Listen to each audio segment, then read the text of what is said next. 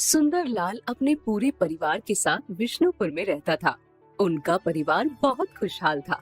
बड़े बेटे मनीष की शादी के बाद मुकेश भी शादी के लायक हो चुका था और वे लोग पायल को मुकेश के लिए पसंद कर लेते हैं।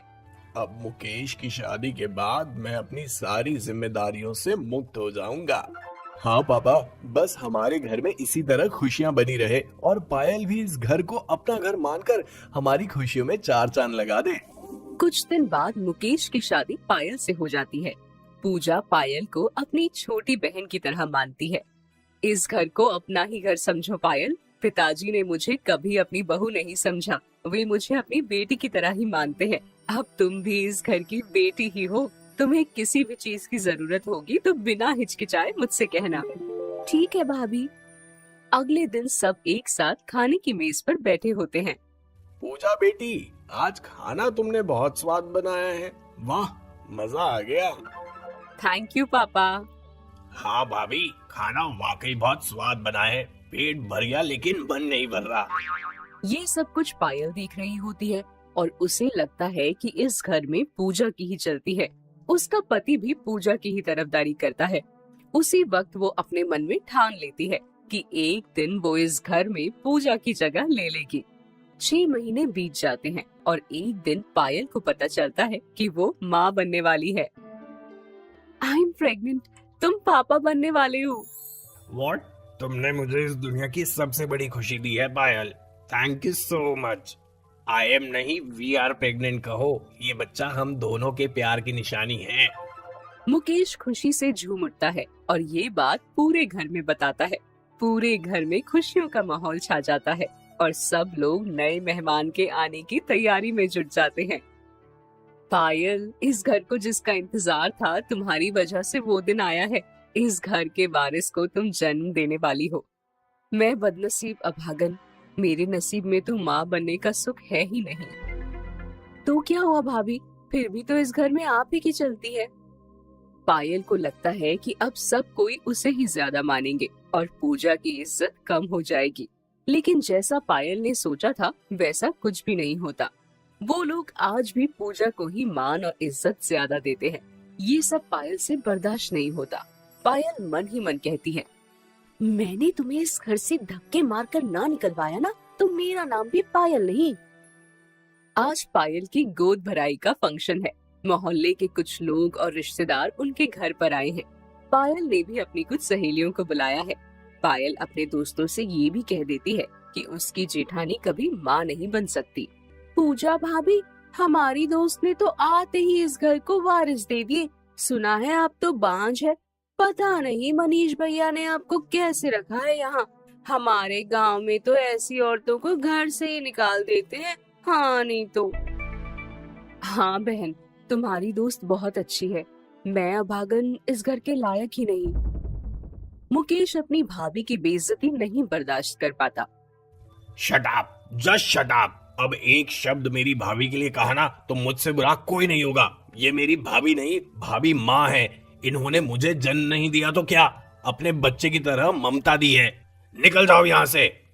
जो भी इस घर में मेरी भाभी की इज्जत नहीं कर सकता वो हमारा मेहमान नहीं। तो मेरे दोस्तों की इस तरह से बेइज्जती नहीं कर सकते। इस घर में मेरी कोई इज्जत ही नहीं, सबको इन्हीं की पड़ी रहती है। भगवान का करिश्मा भी अजीब है। अच्छे को अच्छा और बुरे को बुरा ही देते हैं। अगले दिन पायल का मिसकैरेज हो जाता है और वो फूट फूट कर रोने लगती है। ये क्या हो गया मुकेश, भगवान ने ये क्या कर दिया। मैं नहीं जी सकती अब। मेरा बच्चा इस दुनिया में आने से पहले ही चला गया। खुद को संभालो पायल, इस तरह से मन छोटा नहीं करते। देखना, जल्दी ही तुम्हारी गोद फिर से हरी हो जाएगी। हम सब हैं तुम्हारे साथ। आप ही की नजर लगी है मेरे बच्चे को। बांझ कहीं की, खा गई मेरे बच्चे को। पूजा की आंखों में आंसू भर जाते हैं। मुकेश गुस्से से आग बबूला हो जाता है और पायल को थप्पड़ मार देता है। गुस्से में पायल उसी वक्त घर छोड़कर अपने मायके चली जाती है। ये क्या कर दिया मुकेश तुमने? रोक लो पायल को, वो पहले से ही इतनी दुखी है। मैंने उसकी बात का कभी बुरा नहीं माना। वो बच्ची है अभी। रोक लो मुकेश, उसे रोक लो। इधर पायल अपने मायके चली जाती है और उधर पूजा को पता चलता है कि वो माँ बनने वाली है। शादी के इतने दिन के बाद ये दिन हमारे नसीब में आया है मनीष। काश पायल भी हमारी खुशियों को बांटने के लिए यहाँ होती। पूजा मुकेश को पायल को घर वापस लाने के लिए कहती है। भाभी के समझाने पर मुकेश पायल को घर लाने के लिए उसके मायके जाता है। भाभी माँ बनने वाली हैं, इस वक्त उन्हें देखभाल की जरूरत है। तुम मेरे साथ वापस चलो। मैं नहीं जाऊंगी तुम्हारे साथ, उस घर में मेरी कोई इज्जत ही नहीं है, क्यों जाऊं मैं तुम्हारे साथ। पायल के दिमाग में एक षड्यंत्र आता है। उसे लगता है कि बच्चा होने के बाद पूजा की इज्जत उस घर में और बढ़ जाएगी, तो क्यों ना उस बच्चे को ही मरवा दिया जाए। और इसी प्लान को पूरा करने के लिए वो मुकेश के साथ जाने को राजी हो जाती है। मुझे माफ कर दीजिए भाभी, मैंने आपको गलत समझा। अब आप बस आराम कीजिए, मैं हूँ ना इस घर को देखने के लिए। पायल तुम चिंता मत करो, भगवान जल्दी तुम्हारी भी गोद भरेगा।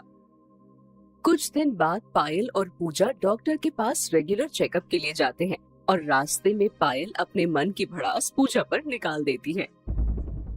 आपको क्या लगता है कि मैं आपको पसंद करती हूँ? जी नहीं, आई हेट यू। मैं नफरत करती हूँ आपसे।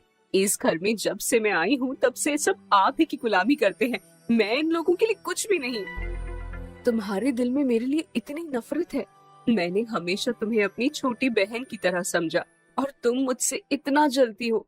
तुम चाहती हो तो मैं इस घर को छोड़कर चली जाऊंगी। तुम बस मेरे मुकेश का ध्यान रखना।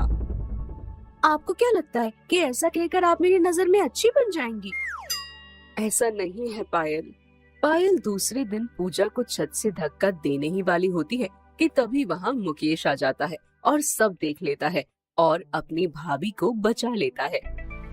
तुम इतना गिर जाओगी पायल, मैंने कभी नहीं सोचा था। इतना नफरत करती हो तुम भाभी से, तुमने ये तक नहीं सोचा कि उनकी कोख में एक बच्चा पल रहा है। कम से कम एक औरत होने के नाते बच्चे का ख्याल कर लेती। क्या करती मैं मुकेश, तुम ही बताओ। जिस दिन से मैं इस घर में ब्याह कर आई हूँ सब पूजा पूजा ही करते हैं। मुझे तो कोई इस घर में कुछ नहीं समझता। निकल जाओ तुम यहाँ से, मेरी नजरों से दूर हो जाओ। मुझे तुमसे कोई रिश्ता नहीं रखना। ऐसा मत कहो मुकेश, मैं तुमसे प्यार करती हूँ। नहीं चाहिए मुझे ऐसा कोई भी आदमी जो मेरी माँ जैसी भाभी की इज्जत ही नहीं करता। मुकेश पायल को तलाक दे देता है और उसे अपनी जिंदगी से हमेशा के लिए बाहर